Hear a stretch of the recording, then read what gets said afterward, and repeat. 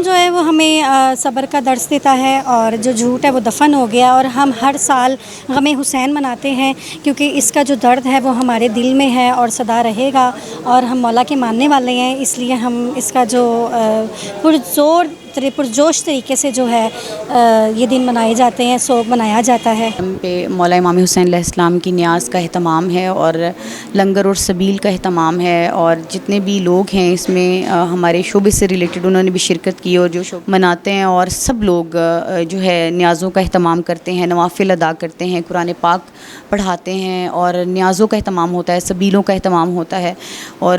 جو محرم ہے وہ ہمیں قربانی کا درس دیتا ہے اور صبر کا درس دیتا ہے۔ مولا امام حسین علیہ السلام نے جس طرح اسلام کو بچایا اپنا پورا کنبہ دے کر، اس سے ہمیں سیکھنا چاہیے کہ حق کی راہ جتنی بھی سخت کیوں نہ ہو، کٹھن کیوں نہ ہو، ہمیں اس کے ساتھ چلنا ہے، اسی پر ہی رہنا ہے،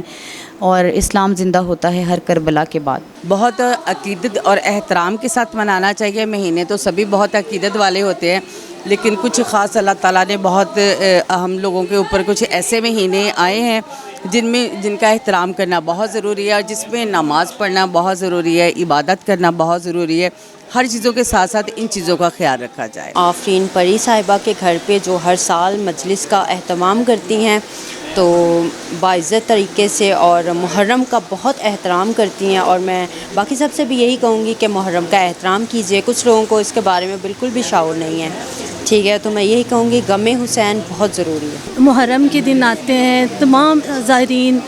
مولا کی مجلس پہ جاتے ہیں، اس کا اہتمام کیا جاتا ہے، لنگر کا اہتمام کیا جاتا ہے، اور ہر سال کی طرح ہم لوگ آفرین کی طرف آتے ہیں، آفرین پری کی طرف ماشاءاللہ بہت اچھی زیارت اور بڑا اچھا لنگر کا اہتمام کرتی ہیں، اور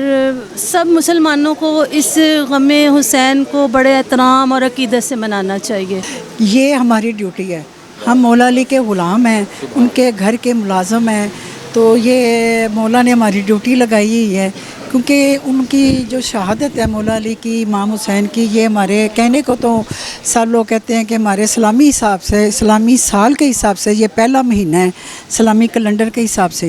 لیکن ہمارے لیے بہت بڑی سوگ کی بات ہے۔ حضرت محمد صلی اللہ علیہ وسلم کی جو نواسے ہیں، انہوں نے قربانیاں دے کے اپنے نانے کے دین کو بچایا، کلمے کو بچایا، اور پورے کہہ لے مسلمانوں کو بچایا، قرآن پاک کو بچایا، اور اپنی جانیں دے دی، اپنے بچوں کی قربانیاں، اپنے بچوں کی جانیں دے دی۔ تو بس ہمیں بھی امام حسین معاف کرے، اپنے بچوں کے صدقے ہماری بچوں کی سلامتی رہے، اور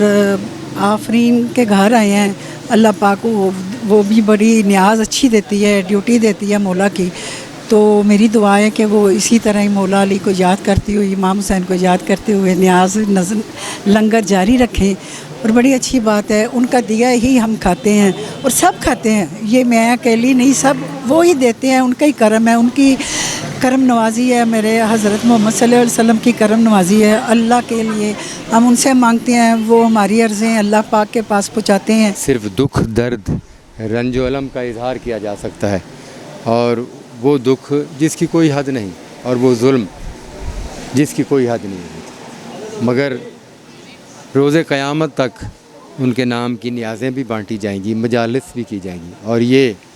سب کچھ اس لیے ہے کہ ہم واقعہ کربلا کو یاد رکھیں۔ اس واقعہ میں ہمیں صبر اور قربانیوں کا درس ملا ہے، اور یہ درس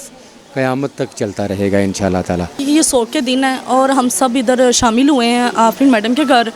آج مجلس ہے، اور پنجاب گورنمنٹ نے بہت اچھا، مریم نواز صاحبہ نے بہت اچھے انتظامات کیے ہوئے ہیں،